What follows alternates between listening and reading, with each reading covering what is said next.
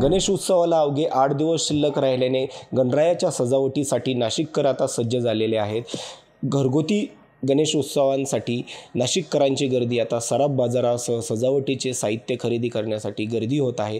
नाशिकमधील सराफ बाजारामध्येही नाशिककरांची आता लाडक्या गणरायासाठी दागिने खरेदी करण्याची आता गर्दी होत आहे। नाशिकमध्ये कोणते दागिने गणरायासाठी उपलब्ध आहेत याबाबत आता आपल्याला माहिती देत आहेत नाशिक सराफ असोसिएशनचे अध्यक्ष गिरीश नवशे सर नमस्कार। कोणते दागिने आपल्या गणरायासाठी उपलब्ध आहेत? सर नमस्कार।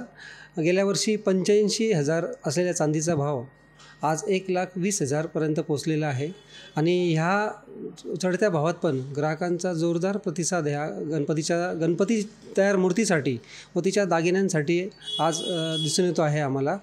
आणि यामध्ये आपल्याला गणपतीच्या मूर्ती 20 ग्रॅमपासून तर अर्धा किलोपर्यंत गणपतीच्या मूर्तींना मागणी आहे।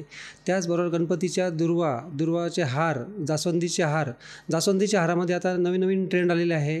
त्याच्यामध्ये गोल्ड आणि सिल्वर पॉलिश असलेले हार सध्या जास्त ट्रेंडी आहेत।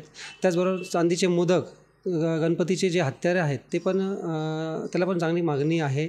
त्याचबरोबर गणपतीच्या मोठमोठ्या मूर्त्यांना चांगली मागणी आहे। त्यानंतर गणपतीचे जे फळं असतात जे प्रामुख्याने आपण ठेवतो ते पण आता चांदीमध्ये उपलब्ध आहे। त्याचं पण वजन अंदाजे 100 ग्रॅमपासून सुरुवात त्याची होते। यावर्षी कोणत्या ट्रेंडी दागिन्यांना मागणी आहे? यावर्षी साधारण बऱ्याच वर्षी घरात गणपतीची मूर्ती वाढवली जाते, आता बऱ्यापैकी त्याच्यात भर टाकली जाते। त्यामध्ये आता मूर्तीचे दागिने म्हटल्यावर दुर्वा असतात, चांदीच्या दुर्वा असतात, दुर्वांचे हार असतात। त्यामध्ये जास्वंदीचे फुलं आहेत, जास्वंदीच्या फुलांचे हार आहेत, नवीन आलेले जास्वंदीचे स्टोनमधले हार आहे। इटालियनमध्ये नवीन जे मोदक आलेले आहेत त्याचे जे फिनिशिंग अतिशय उत्तम आहे। त्यानंतर इटालियनमध्येच चांदीचे पानं आहेत, चांदीचे मुकुट आहे, ह्या सर्व गोष्टींना चांगली मागणी आहे। हे दागिन्यांचे आकार कसं ठरवलं जातं? ऑर्डर आणि कधी दिली जाते?